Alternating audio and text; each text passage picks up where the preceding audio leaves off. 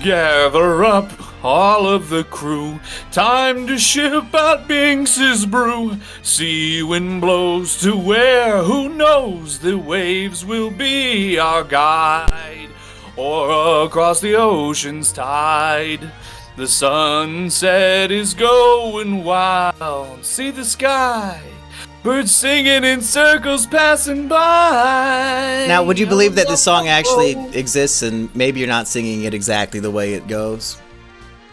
Yeah, I think I just caught that wasn't quite the right tempo. Yo ho ho, yo ho ho. Hey everybody, it's volume 50, can you believe it, of the One Piece Virgin Eggheads Book Club podcast, and we have a special guest today, the biggest One Piece virgin of all, and I'm not saying that as a pun, but truly an experimental episode of podcasting will be done today because we have a man who has not read any One Piece ever in his life in any way other than volume 50 here today. So let's get his thoughts, and everybody else is on the end of Thriller Bark, covering chapters 482 to 491. And we usually do top of mind at the beginning, Eggy, and of course I'm talking about Biggs. I guess I should say Biggs is here. Hi, Biggs. Hello. We just did a whole podcast with Biggs, so, I'm used to not introducing him because I just talked to him for an hour. But, hey, we're here to talk about One Piece for over an hour, Biggs. What are we doing here? You said this would never happen. You said JoJo only. Yeah, I don't know. I've been saying no to One Piece for so many years at this point. I was like, you know what? Why not? I'll dip my toes in the water at least once. Maybe it'll pull me in. Who knows? Why not jump into volume 50 and just see what's going on? Yeah, exactly. Yeah. Well, I was going to say we usually do top of mind with the Virgin starting off, but Eggy, I don't know, should we have Biggs start off with what's his top of mind, or should you go first so he sees how it's done?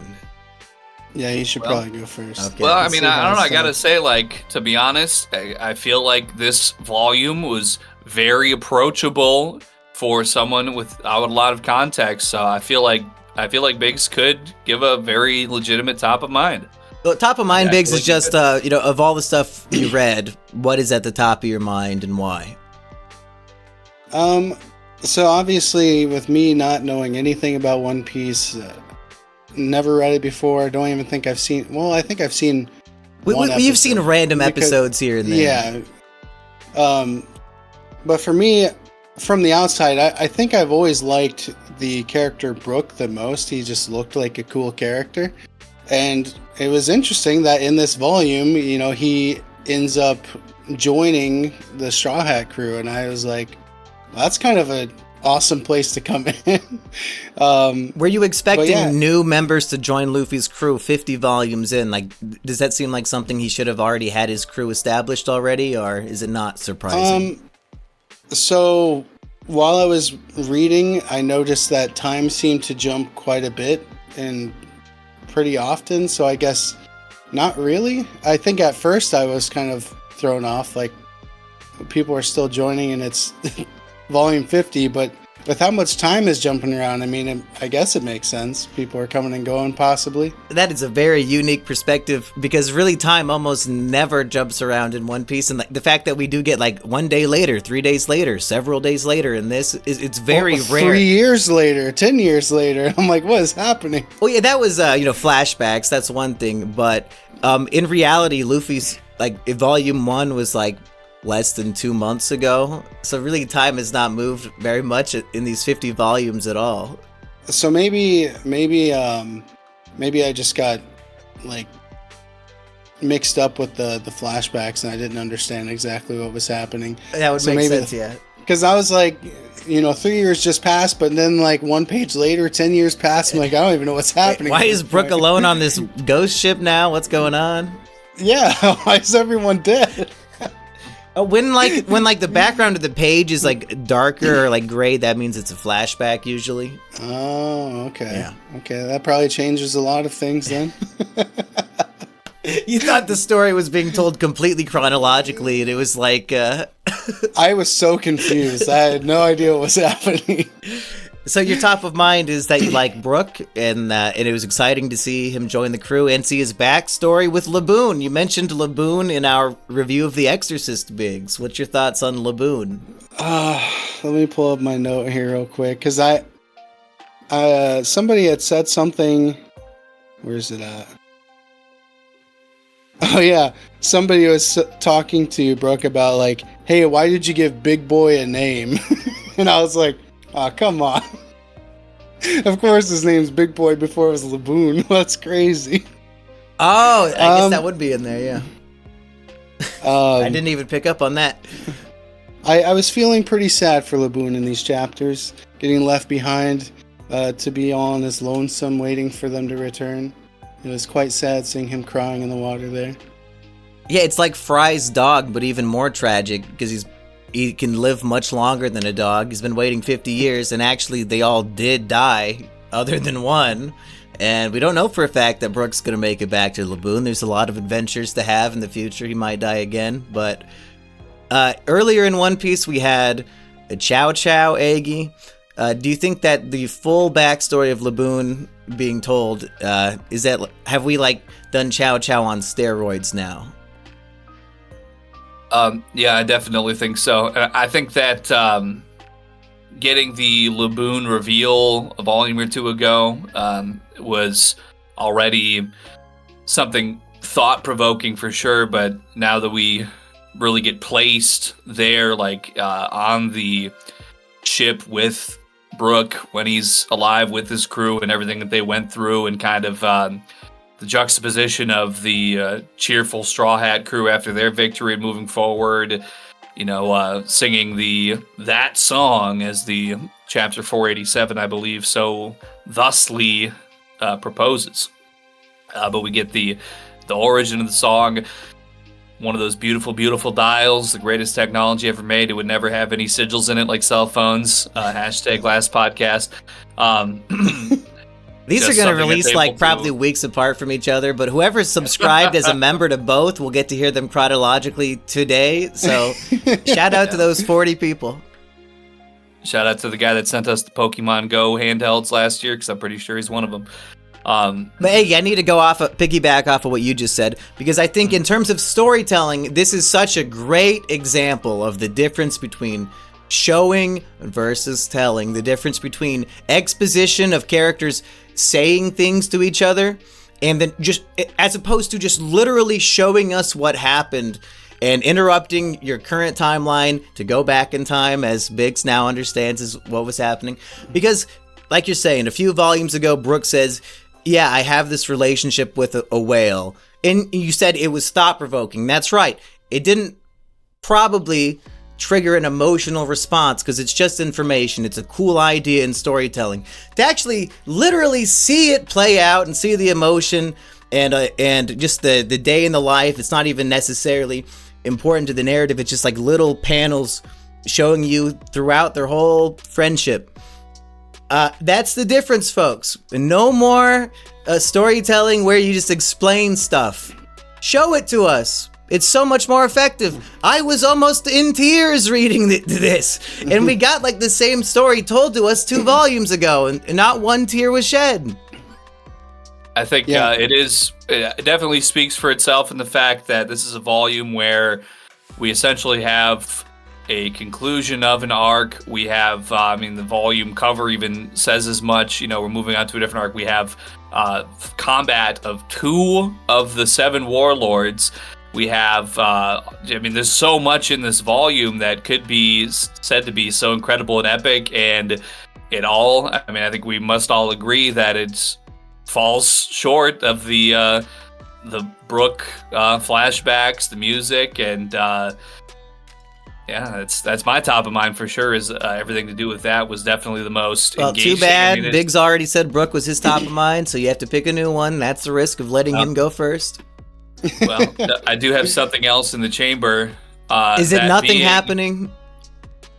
The what was it called? It's the Vivre paper, the life paper. The Vivre card. Vivre card.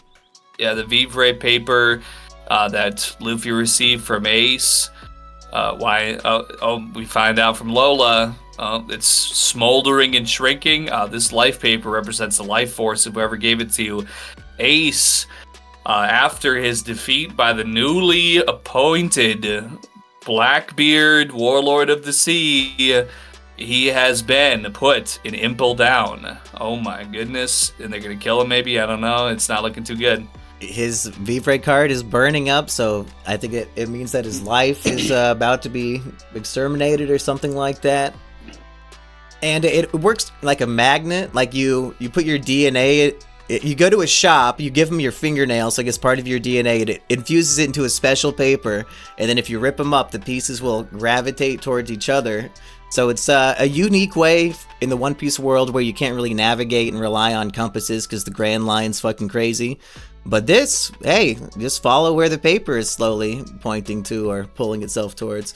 So that's a new piece of world building for One Piece. And it explains the piece of paper Ace, gave to Luffy all the way back in Alabasta. Something, Eggy, I assume you forgot about hundreds of chapters ago.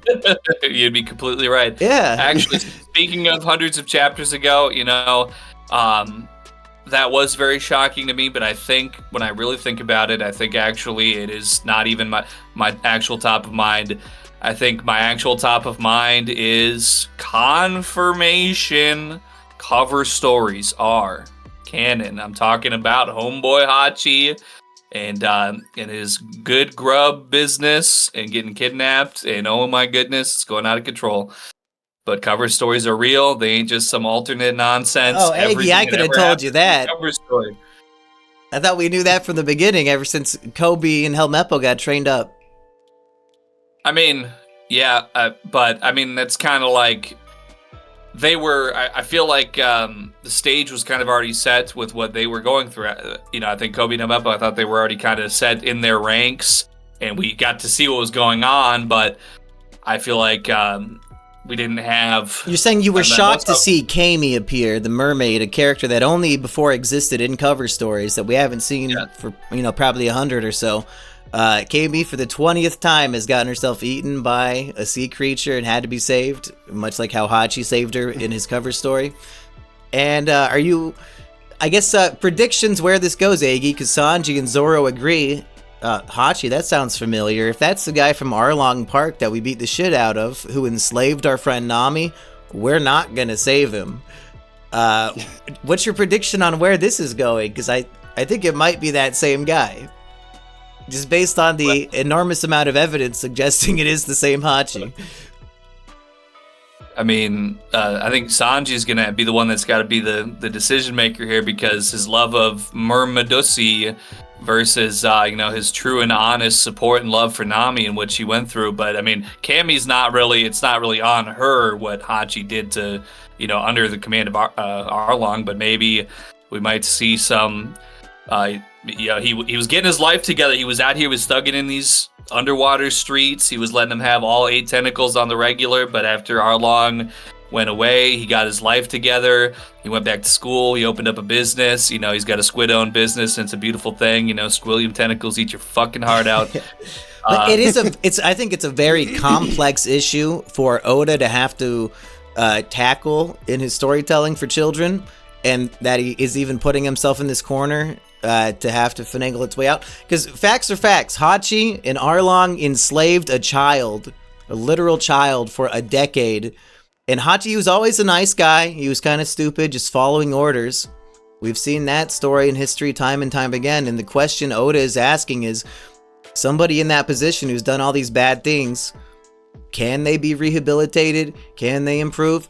And even if they do, if the person they abused comes face to face with them, do they have a right to perhaps not save them from their own captors and enslavers now?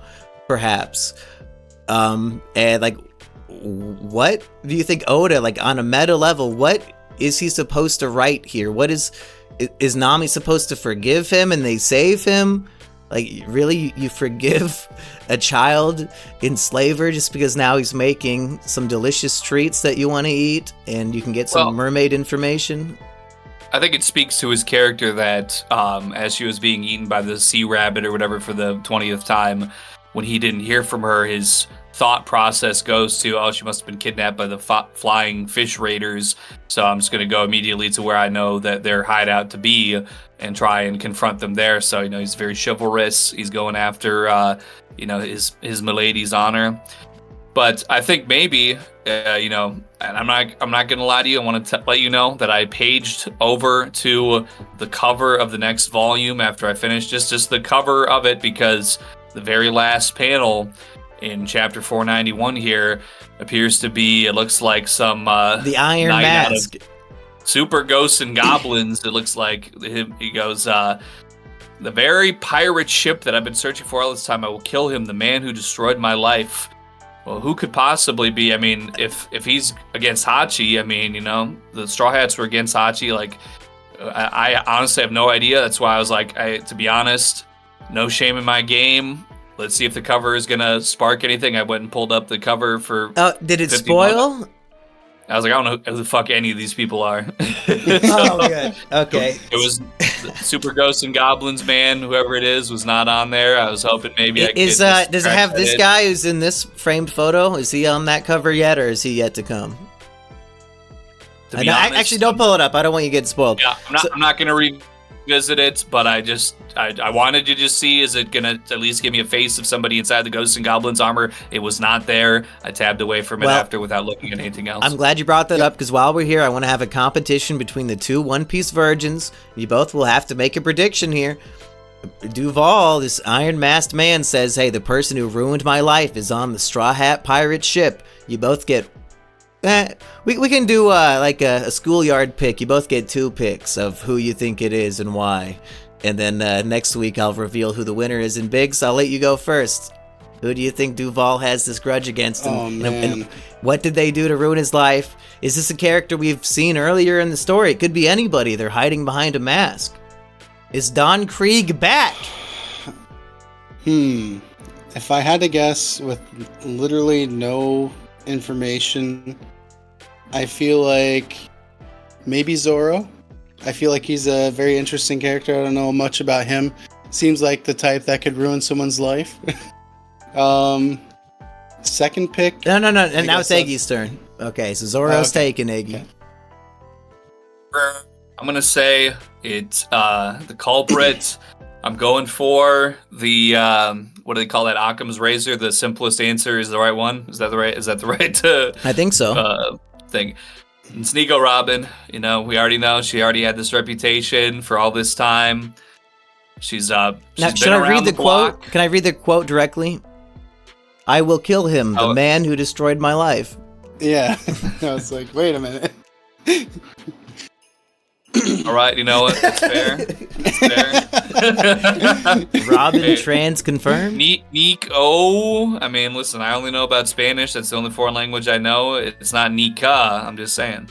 Oh my fucking god. That's kind of true. I don't know. He's cooking. Let him cook. Robin's name is literally the male version of Nika. That's funny. We just had Namizo. Hey, Robin, she's undercover all this time. I think that's the fake out right there. I'm thinking 5D chess right here, okay?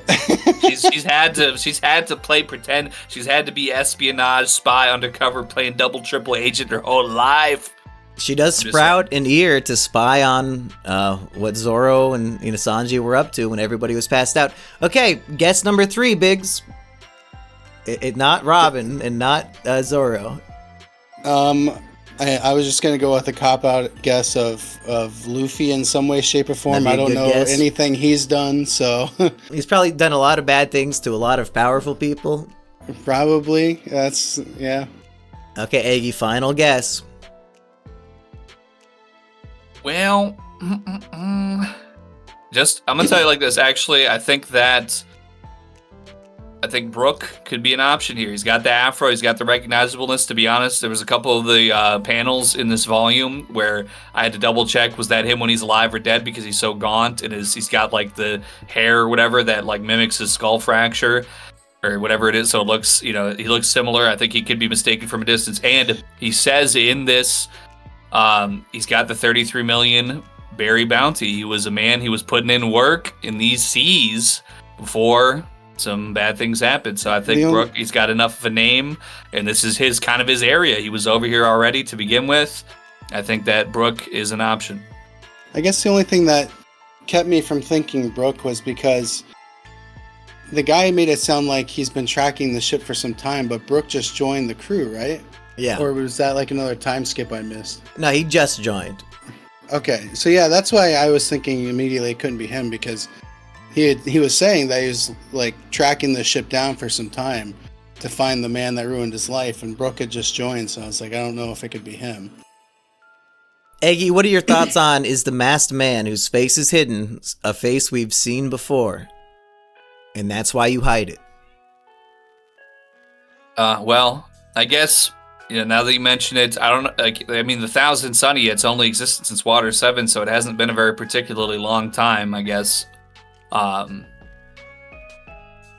So, I feel like, with that being considered, it would have had to have been somebody in a fairly recent amount of time. We know actually who didn't. I don't think he would have seen the ship, but T-Bone. He had a suit of armor, right? I think it's T-Bone from the Puffing Sam. Yeah, we haven't seen him since I think he got abandoned on the railroad tracks, and he's just trying to do the right thing. Maybe he got fired, and now he has a grudge against. Who was it that threw off his car? And he fought Zoro, but then Sanji fucked with him. T-Bone's a good pick. He'd probably want to hide his face behind a mask. Yeah, that's fair. I think that would be my best guess, because without going back and looking at what his armor looked like, I think he's really the only armored person that I could remember seeing in this time frame to where being aware of the Thousand Sunny would even be an option. I'll definitely say, after I think about it, I think my guesses are 0 for 2, because Nico Robin is not a man. And Brook is not associated with the Thousand Sunny, unless it just wouldn't really make any sense. But it could be a case of mistaken identity, because just considering the time frame here where this person would need to have this grudge and be looking for the Straw Hats. It's a low amount of time, it's a small window, so. Well, I'm not going to shoot down your dreams, because as we see a starfish, if he puts his mind to it, he can learn English, because the mind is a powerful thing, and One Piece is all about the impossible being possible and following your dreams. So it is difficult to make One Piece theories, because literally anything can happen and you'll sound stupid, but then it'll happen and you're a genius actually. so yeah. Maybe it could be fucking Robin, huh? Who are we to judge? Could be. I did want to cut in here, and since we were talking about, you said his name was Duval, I think, the masked dude at the end with the armor. Mm-hmm. Yeah, I like reading these chapters, realize now that I really do like the art style of this, and some of the characters I found to be really cool. I think the second guy that they fought, Bartholomew was his name, I think? Yes. Bartholomew Kuma. Dude, his character was really cool, even though my first note that I wrote about him was, bro was built like Gru. Well, that's just better than, that's a positive. And then, I forgot how you pronounce her name, but the mermaid's, her pet. Papagoo? Yeah. Dude, he is so cool. I love that character too. And then Duval. I don't know, I was thinking after I finished the final chapter, I'm like, these characters are intriguing enough for me to where I kind of want to dive more into it.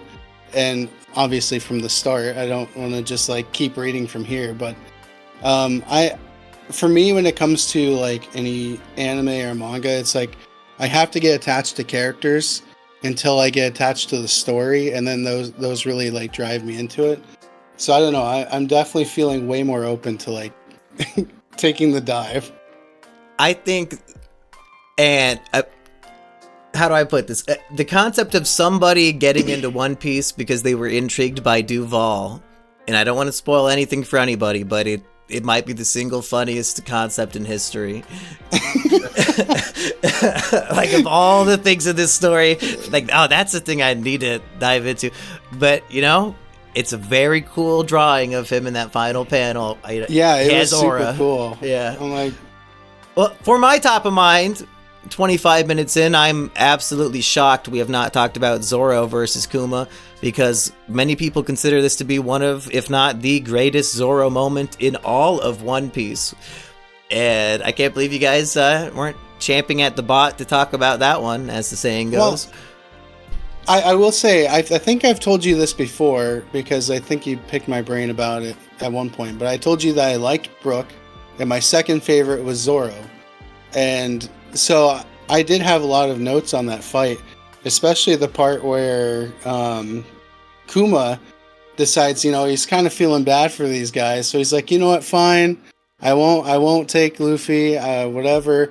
But here's the deal: I got this power where I'm going to take all of the pain that he suffered during his fight with, is it Moria? Moria, and then I'm going to put it into you. It could kill you. It probably will. That's a lot of damage. And you know what? And Zoro's like, I'm up for it. He gives him a little tiny taste of it, and he's like, yeah. I think it was Sanji. He stepped up. No, I'll do it instead. And Zoro's like, get out of here. Obliterates him. Proves once and for all Zoro would beat Sanji in a fight, because he literally knocks him out in one blow. So yeah, I really did like that fight. It was really cool. And then the stoicism, covered completely in blood. His eyes are all blacked out, arms crossed, and he just says, nothing happened. He doesn't even want to talk about it. Yeah, that panel was pretty hard. Thoughts on Zoro and Kuma, Eggy? Well, I think I probably speak for many of us virgins when, we have this great, beautiful thing. We're seeing Sanji, Nami, and was it Robin are all disintegrating, after is the final blow to Moria is struck, but all the shadows get returned. It regenerates their body because the shadow is full, so now the body is full. It's this great, glorious celebration. Oh my goodness, another one of these pesky warlords out of here. And then Kuma is just like, yeah, I thought that might happen. So, hey, what's up, Transponders? They'll kill everybody, and just because they saw Moria die. Okay. And just, this paw fruit, I think I still need to get I think there's more to learn about it yet, but basically just... It's a very metaphysical concept for a power that I've never seen anything like this in any other storytelling or manga. The concept of pain can be physically removed from your body and you're no longer in any pain, but I guess it's gotta go somewhere, so Zoro absorb it all up. Yeah, I thought it was funny when Luffy woke up, he's like, oh, I feel great now, what's going on? He looks over and Zoro's just like... So does this make sense? You can use it to teleport himself, because he has a cat's or a bear's paw pad in his hand, and I guess that has the power to repel anything, and he's even using it like a mirror force or a magic cylinder to shoot Usopp's fire phoenix back at him. Very dial coded, I thought. Yeah, do you buy this, Eggy, that a cat's paw is strong enough to repel anything? That's why cats land on their feet? Yeah, I was going to say, it repels the forces of them jumping from great heights. So, I mean, it kind of I like Oda's cartoon anime logic on it to make a silly, goofy looking thing the most terrifying power we've seen so far. The part I didn't understand, though, is the teleportation. How does that tie into the same power? I guess he's repelling himself to a place. And in the previous volume, there's this cutie pie, my waifu, Perona, and she gets pawed away, so who knows where the hell she got teleported to. Hopefully not straight into the ocean. Well, maybe this might be a good time as any, since I know you have a Perona figure. I have something here. I got a special, interesting gift for your birthday. It's One Piece related. 30th birthday gift here on the 50th volume episode of the One Piece Virgin Egghead Book Club podcast. I saw a little something online. It's been going kind of viral lately, and I thought to myself, you know what? That would be something I think I would like to give my captain as a birthday gift. So Perona Onahole, the Perona hole. It just might be. I'll just open up the packaging here that came in my mailbox here. Okay, for the listeners, we have a package. It's being opened. He's reaching his hand into something black. Okay? He's fisting that black gap deep inside. He's pulling out some sort of box. That's right. You've heard about it in all ways, shapes, and forms, folks, but for the Grand Figure Collection, I acquired one of these rare, highly coveted One Piece Labubu's. Now, what the fuck is that? What's a Labubu? Oh, he's not caught up. Well, see, any of these figures could be inside this mystery box. Okay. And I don't know who some of these are. I think I could probably leave you to open it yourself. No, so the people are dying to know. I'm okay with not having to unbox something. As long as it's not Sabo, I'll be happy. Well, let's see what we got. What do you here. mean, oh? You don't know the fucking Sabo lore, Biggs? What if it is that one person you don't want? Well, then Eggy wasted his gift and he should send it back. He spent a lot on it, though. Labubus are like $1 million. Shit. He doesn't know who Sabo is, so I'll lie and say it's somebody else. Well, considering the card that's in here, I think I know. No way! Whoa! Yeah! New member of the crew, Brook! Could it be? Must be the stand here is a berry coin.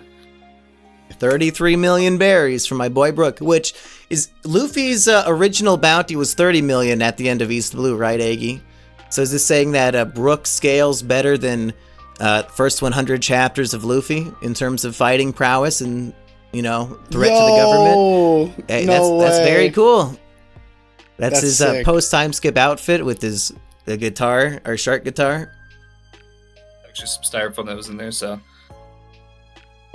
Yes, these are a, so since you're not up on the Labubu craze, it's kind of like a viral thing. It's like considered a very trendy and desirable accessory, but the standard Labubus are like these furry little creatures.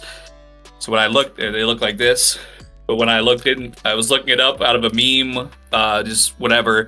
I was like, oh shit, they have One Piece, a One Piece series, completely sold out, of course, but I was able to track down a nice Jewish man to give me a nice, reasonable reseller price, and I think it was all worth it because I got a character that I actually know. I figured could be some character that I don't know. That's why I thought I would just, present it to you, but we opened it on the podcast. That's right. Folks. Stay tuned. It'll be right on that shelf next episode, folks. Keen eye for detail. More before we move on to we actually do have a new member of the crew who joined us the official way, but to finish up my thoughts on, and we'll go through all this stuff later, I'm sure, a little bit more, but Zoro and Kuma, I think this is the culmination of Zoro's character arc from day one, volume 1. He says to Luffy in volume 1 when they meet, okay, I'll join your crew, but my ambition is to be greatest swordsman in the world, and if you get in the way of that, I'll kill you myself. Like, I'll cut you down if you get in the way. And then in this volume, he has a whole speech. Hey, I'm going to be the greatest swordsman in the world, but you can't take Luffy's head. Take mine instead. Like, literally willing to die. The exact opposite of what he said to Luffy. And I think he would have said that probably earlier than this point for sure. But still, this is like a 50-volume culmination of how a demon, pirate hunter can have the exact opposite. A big change of heart. Any other thoughts on that before we move on to our new member? Well, I guess I've said this before about other instances.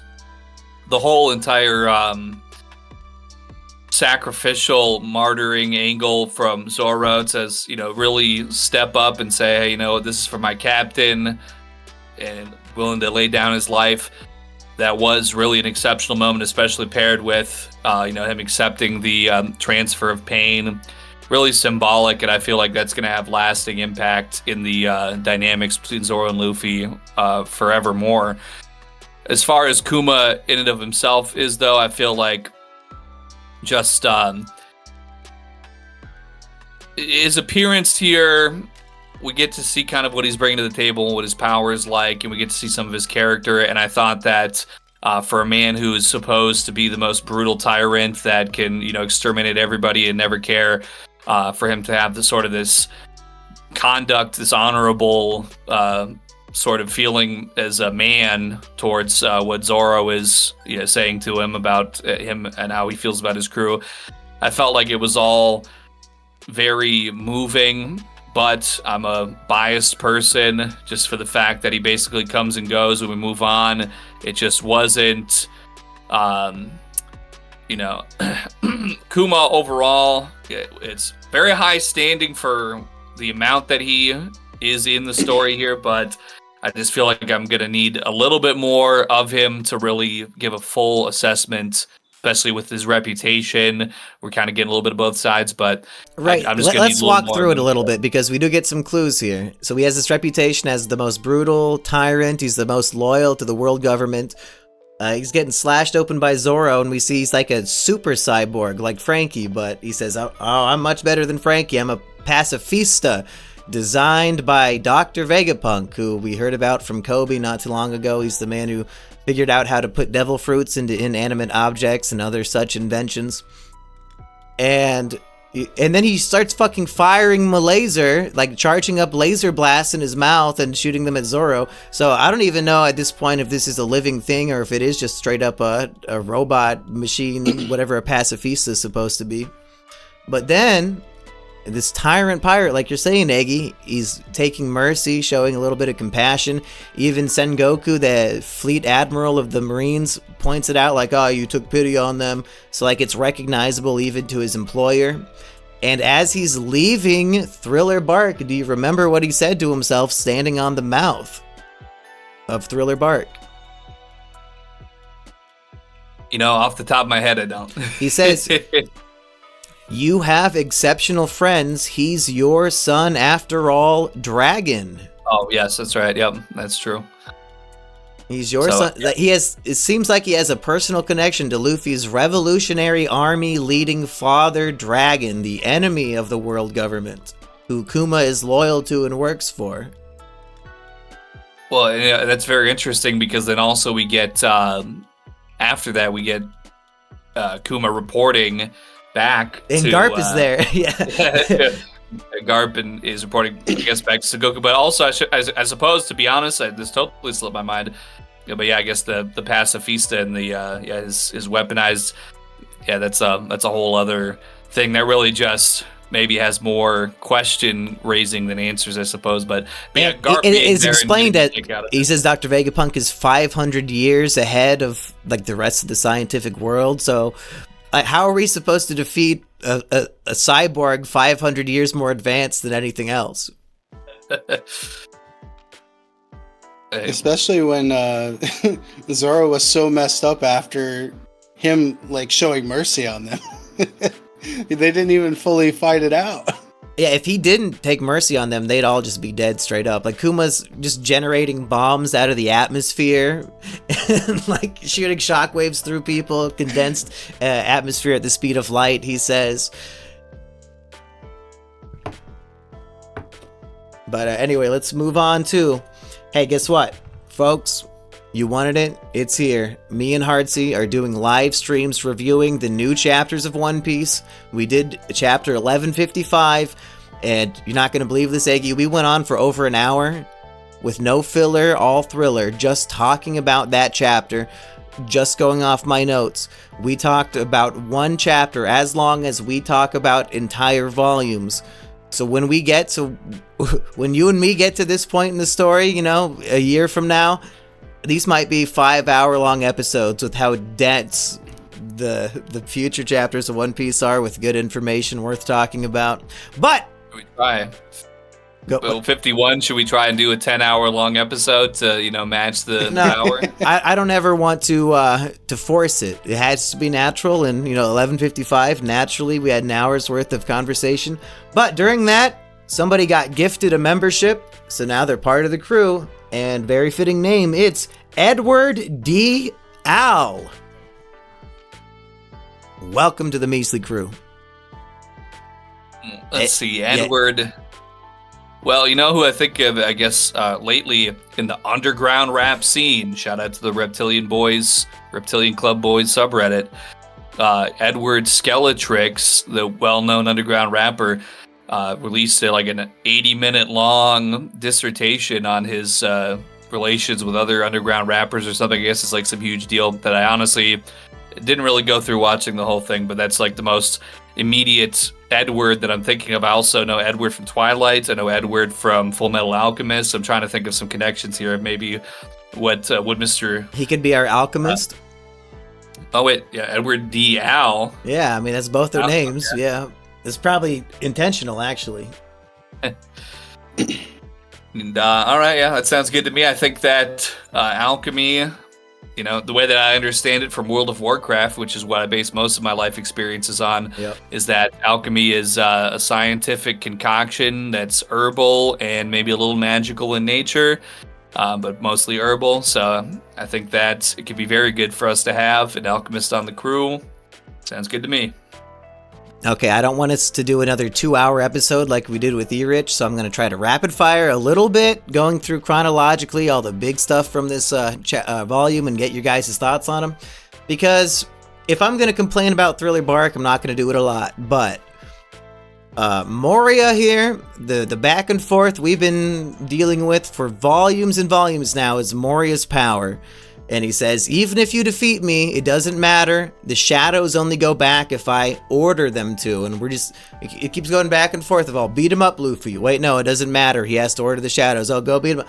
We're thinking, what are we going to do? How do we convince this madman to do a good thing and return the shadows?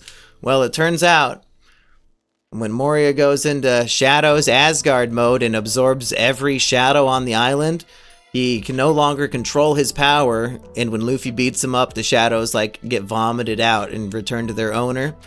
So it was like a false problem presented to us, this whole really intriguing issue to try to get our minds around. How do we get around it? Oh, Luffy can just punch him hard and it solves it, which I guess that's the cost of ultimate power and going beyond your limits. And he's basically taking incredible steroids to get stronger rather than relying on his own, strength.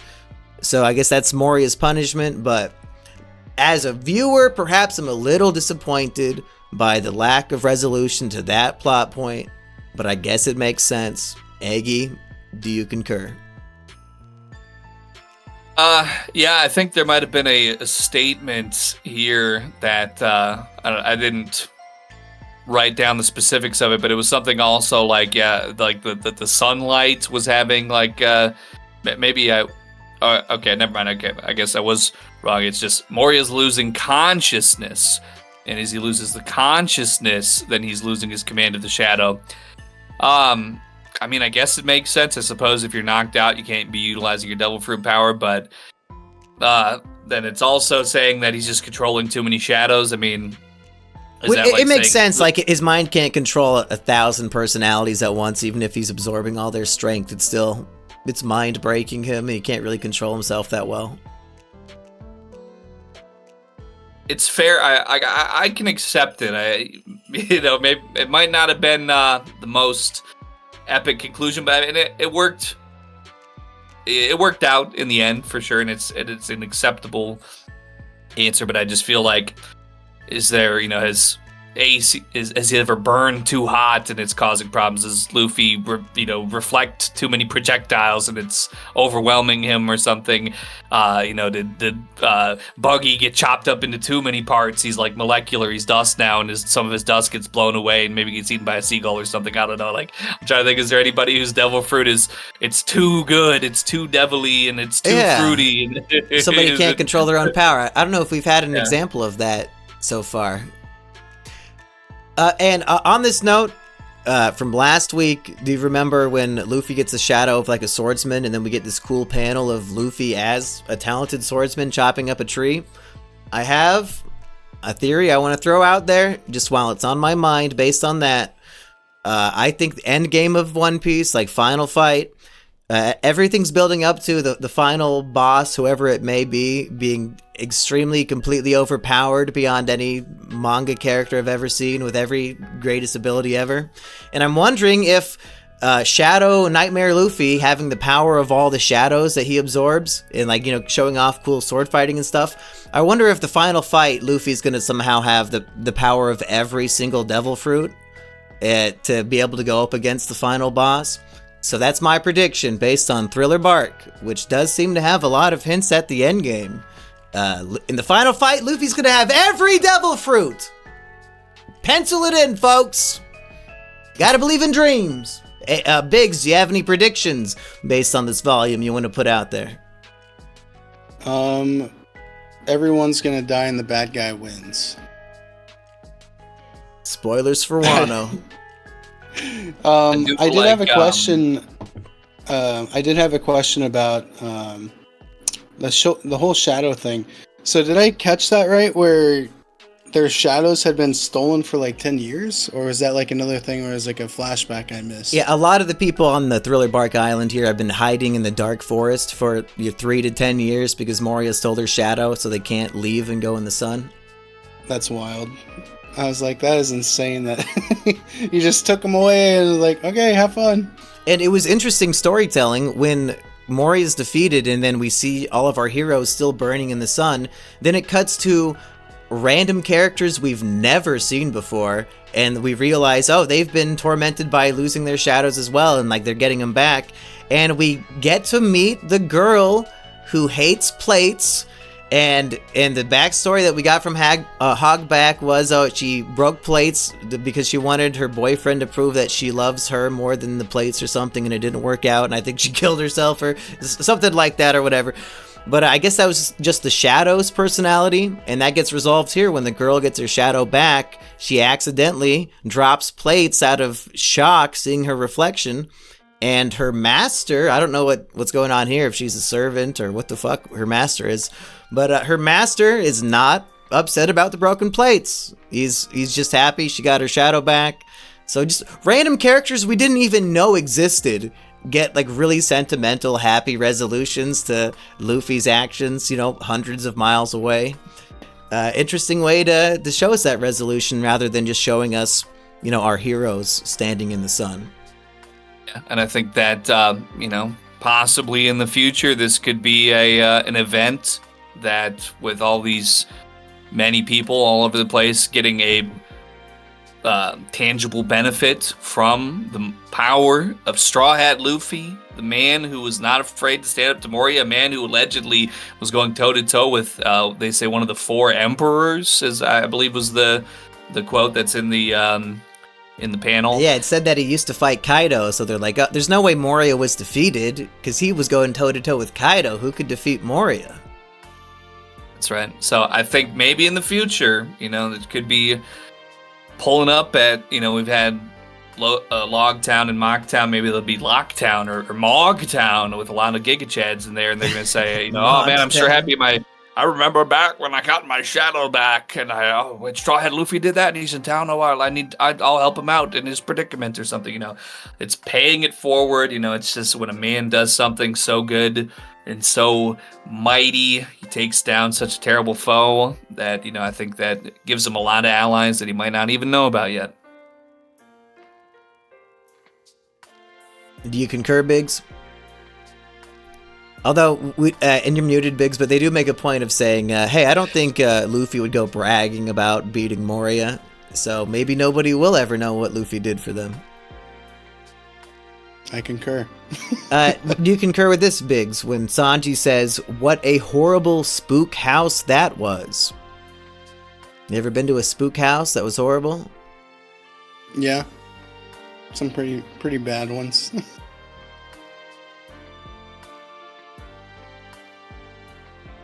Waiting for Biggs to make his racist joke. Waiting. It's not coming. Hey, we find out. So Blackbeard beat Ace, and Ace is being held in the pirate prison Impel Down, Aggie. You ever heard of this one?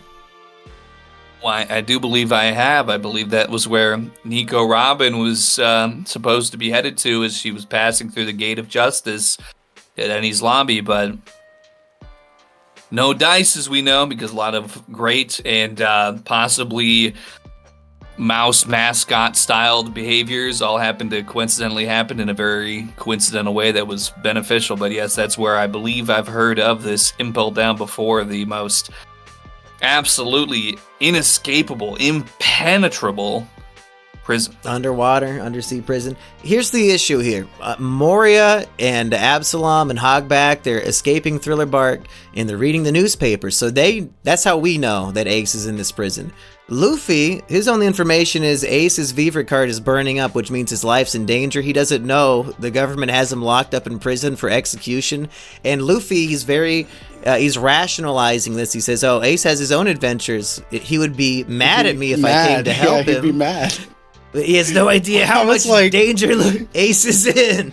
I was like, what? And then the whole crew's like, let's actually go on a detour. Let's go somewhere else. I'm like, what are you talking about? Yeah.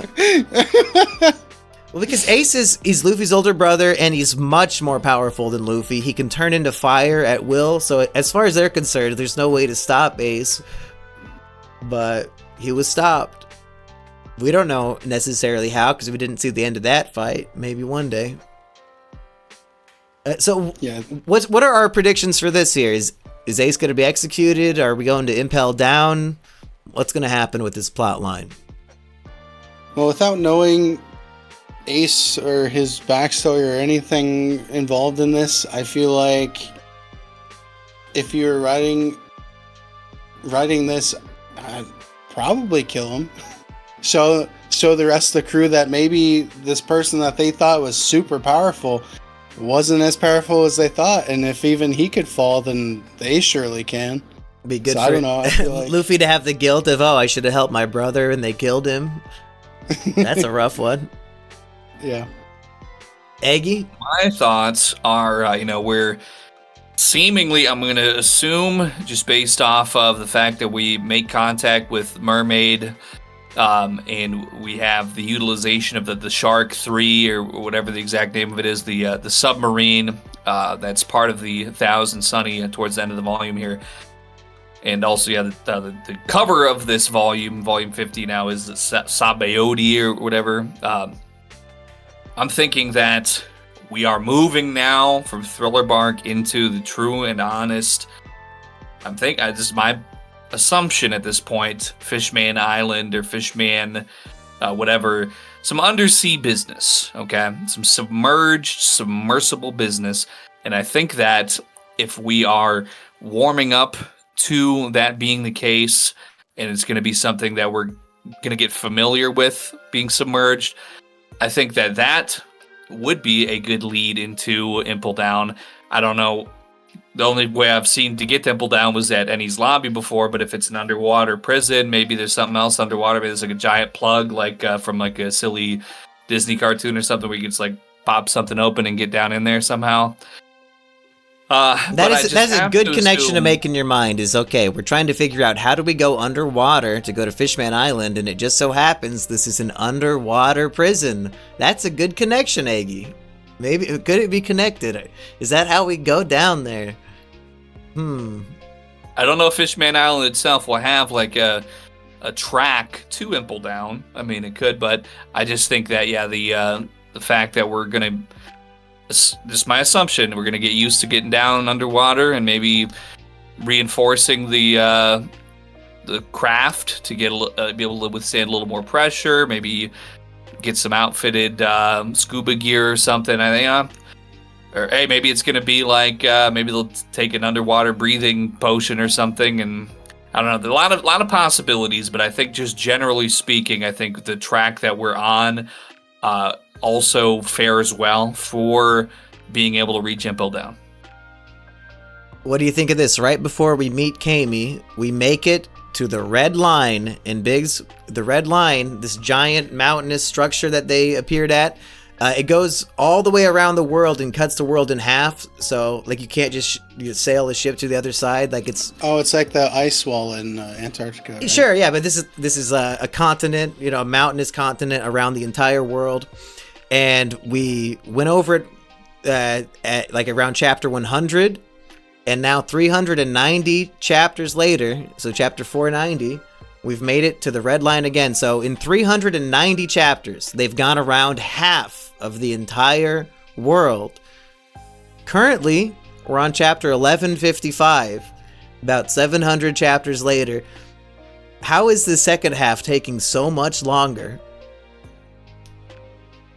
I'd have to think maybe underwater business is a part of it, because, I mean, if we took out Skypiea, were they really getting distance along the Earth as far, or more so they were up, in the sky and not really traversing a lot of area during that time frame. So they'll have to, maybe they'll end up going back and forth. If we're having some callbacks now to Hachi, there could be some backtracking perhaps that gets worked up in there at some point. I have to imagine if I was there when this came out and I was like, oh, we're at chapter 490 and they made it to the halfway point. Well, I guess One Piece will be 1,000 chapters. That makes sense. Yeah, we're at the halfway point of the whole thing. Nope. Nope. Not quite. Any thoughts on any of that, Biggs, before I move on? I don't really know much about any of that, so I'll take your word for whatever you're... Well, as the ultimate One Piece virgin, Biggs, do you have any other just general thoughts about what you've just dove into? I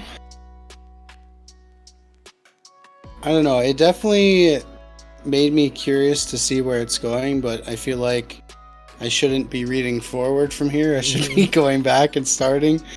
So I don't know. There's so many different things from this. I'm like, I wish I knew like the backstory on this, but also I want to know where this goes, that sort of thing.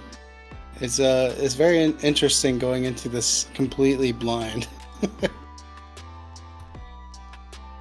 Aggie, what about you? Is there anything that we haven't hit yet before I go back to my notes? I think we, Luffy utilizes his gears in the fight against Moria. We're pretty familiar with that. There's nothing really unusual about his use of them here.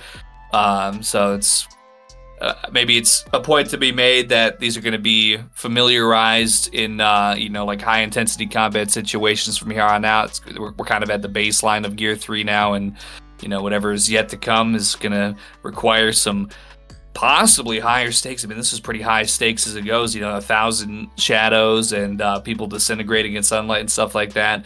Wasn't quite enough to, push beyond these current, other than the whole Nightmare Luffy thing, so I guess you could say that, but there is a strong implication that the crew is just not ready. They're not strong enough for what's to come.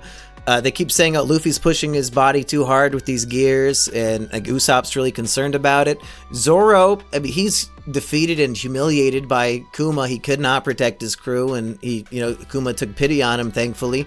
And we see Zoro, he's so frustrated that he's exercising by...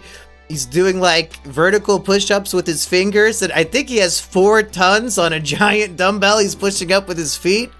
Just the most absurd fucking drawing you could imagine of a guy exercising. We are forgetting one very important piece of information, though. One piece? Mermaids don't wear panties, guys. But they do poop. It's good to know. But will we ever find out how they poop? Luffy was cut off. She didn't get the answer. I think he also asked Brook if he poops when he first met him. Eggy, hey, we've come to the end of the Thriller Bark arc, which means it's time to pull out our tier list of One Piece arcs and see where it goes. S through F Biggs, based on the 1 volume of Thriller Bark, where would you place it on the tier list? And I sent you the tier list in our chat, Eggy, so you can see where you placed everything else. I don't know. As cool as some of this stuff was, from like getting tidbits of other arcs that you've talked about, I don't know, maybe this is like a B. Okay. I was going to comment on that, but I want to hear Eggy's ranking first.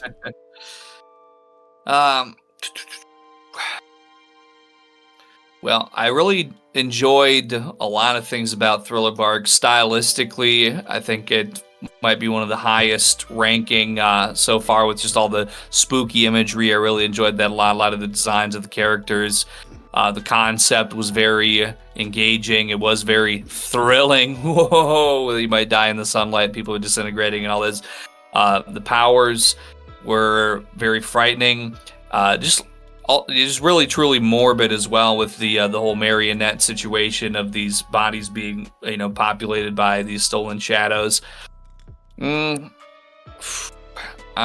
think as it stands, I'm feeling pretty much like there might come a day where I might need to, I have such an inflated B, and I ain't talking about my beer belly, but that's also true.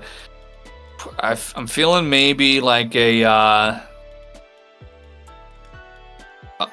below water. Well, let's see. I guess that's Return to Water is not the same as Water 7.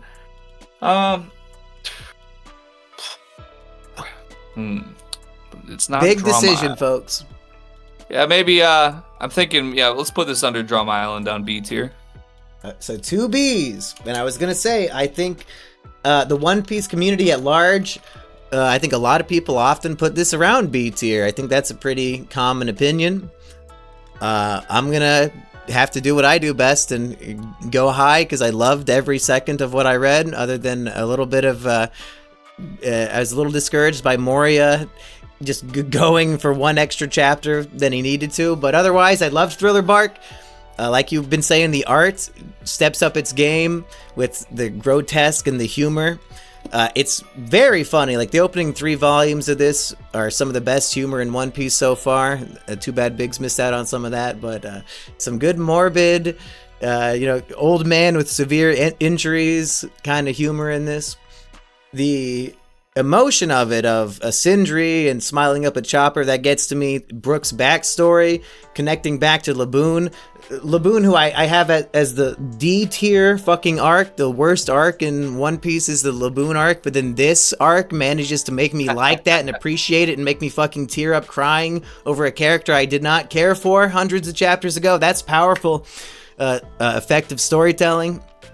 And Brook and his crew on the verge of death, saying, hey, let's record one last song for Laboon, and Brook can deliver it to him. And Brook's narration of, oh, it's a quartet, now it's a trio, a duet, and now it's a solo. It's so fucking sad. And for me, you're only gonna hit S tier if you can make me tear up, okay? And it does. Thriller Bark does. Best laughs, some good cries. The Kuma and Zoro fight as its own little mini story is very epic. I look at my list here. S tier, number 1 is Enies Lobby, Skypiea, Water 7, Alabasta. I think Thriller Bark goes above Alabasta, because Alabasta, it's a little too reliant on all the build-up arcs that come before it. Thriller Bark is its own entire entity, complete story beginning to end. Alabasta, you can't just jump in. You need all the build-up with Vivi. So I think it has everything Alabasta has, but elevated to some levels. I'm putting it S tier, 4th best arc so far. Go ahead, Aggie.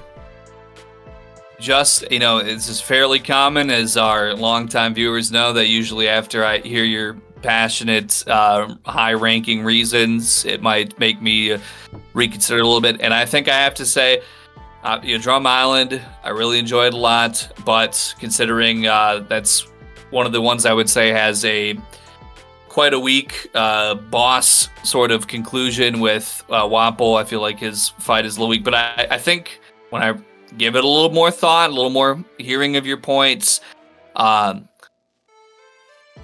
shanty that exists here, and I had it's in the SBS that it was actually written by like a real true professional composer. I felt like I feel like coming through, but I am a man who I think I might love shanties above the average level of the average man, and this has a beautiful shanty, and it is very emotional.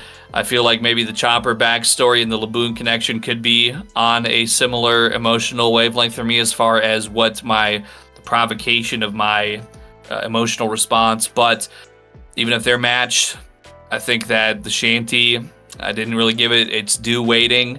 So as my tier list stands, I have Jaya at the bottom of A. I think I'm going to reconsider. I'm going to put, I think, Thriller Bark actually at the bottom of A tier. Below Jaya? Yeah. Okay. I still, We've got S, A, and B. My boy Nolan, you know what I'm saying? He's still kind of... He's I don't know. I feel how I feel, and just like everything in life, I don't use any logic. I go completely off impulse and emotion, so that's how I'm feeling. Okay, I think we covered basically everything important from this volume. There are small details that are relevant later, but do you have any predictions? Lola, great sistership formed with Nami here. Eggy says, hey, my mom is a famous pirate from the New World. That's where we came from. Here's some of my mom's Vivre card. This will come in handy later. That's all we got. Any information or any predictions about that information, I should say. Well, if she's a great pirate, hey, you know what? Maybe she's so good and so great that she could even warrant being taken to Impel Down. Maybe that'll play into it at some point, you know, like they're doing the submerging, and maybe that'll, you know, I don't know if you could really get a log pose from Fishman Island to something like if that was going to be their course. Just, you know, spitballing here that it's possible. Well, they have aces already if they need to get directed to Impel Down. Oh yeah, that's true. That's true. I guess if Lola has her life saved by the Straw Hats and she's giving this gift to Nami, like, hey, this will pay off in the future, we have to assume that maybe this great pirate will be thankful that her daughter was saved and this will lead to some sort of reward. I mean, you would like to think so. Hopefully it's something along those lines. And hopefully we'll get an answer to that within the next decade. Yeah, well, speaking of log pose, yeah, maybe that could be something like, you know, maybe they might get stuck somewhere or stuck up on something and need some direction, and maybe that could be assisting there. But because, you know, I like to think they got the power, they got the strength, the will, the resolve, the combat ability to be able to handle themselves in that way. But, you know, there's certain aspects where they could fall a little short. Maybe they have a moment of weakness where they need some assistance, and that's where I would hope that this famous pirate woman could be their saving grace in the nick of time. Okay, any final predictions before we all get the hell out of here? I think I feel like I've made all of mine. I'm waiting to see T-Bone pull up in that. Should we talk about the new cover stories real quick? Because I guess they were canon. I thought they were just little one-off pictures, like Karu was fishing in one of them. But then these random photos turned into a real cover story, and it said, "Where are they now?" Update series. And we see that Paulie is now the vice president of Galley Law. Annie's lobby is abandoned and still completely decimated. And that might be the last update we ever get on Annie's lobby, I think. Anything else that stuck out from those? Yokozuna the frog is no longer fighting the train. Iceberg. I mean, who is this? This can't be. It looks like Khalifa, but he's got some. I mean, scantily clad woman trying to audition to be the secretary. Yeah, it couldn't be Khalifa, obviously, because she's 100% against sexual harassment and was already a secretary. But I was like, God damn, you know, like. Would you like to predict showing up in your underwear? From that lineup of people waiting to be interviewed, one of them does become his new secretary? Would you like to guess which one? Well, I see Freddie Mercury making like heart symbols in the window in the background with like a full-on. It looks like he's got the same tattoo on his chest as that Riley guy from the new Big Brother season. So I feel like that guy, you know, he's not playing by the rules. He's not going to wait in line like some drone. He's just going to stand at your window and stare at you. I think, you know, he's looking a different way to do it. If it's not him, I really feel good about the balding Japanese salary man. I think, you know, he would. we're trying to make this a non-sexual, no sexual harassment claims anymore. We need a man who has absolutely zero sexual energy, and he never will again for the rest of his life. He's all business. That's what Water 7 needs right now in these trying times. Can't be getting soaked up by these aqua lagunas and all this shit. We got to get somebody who's got a good head on his shoulders, maybe a balding one at that. Biggs, let's get out of here. Your final thoughts as a One Piece virgin who got your virginity perhaps a little poked today. You might be bleeding out, but you might still be intact down there. Who could say? Yeah, that little crucifix, you know. From The Exorcist? You stabbing your pussy? I thought it was cool. I was happily surprised that I was more intrigued than I thought I would be. Hey, worst case scenario was Big says this shit's gay and you guys are gay for reading this. So, hey, Big's kind of liked it. That's a huge win in my book, as Smart Hulk might say, or whatever fucking stupid line. I have to pee, and I think we covered this volume pretty good. So I'm about to say, hey, sign up, Mumkey D. Jones, become a member of the Measly Crew, $3 a month. Any plugs, Biggs? Hey, Measly Crew, join up, guys. Any plugs, Aggie? Well, I will just say thank you, Measly Crewers, because, couldn't have, been able to gift homeboy, Captain, this luxurious and fantastic treasure without your support. Now, just to be honest, that was money I made at my job, but much appreciated all the same. And, One Piece, people.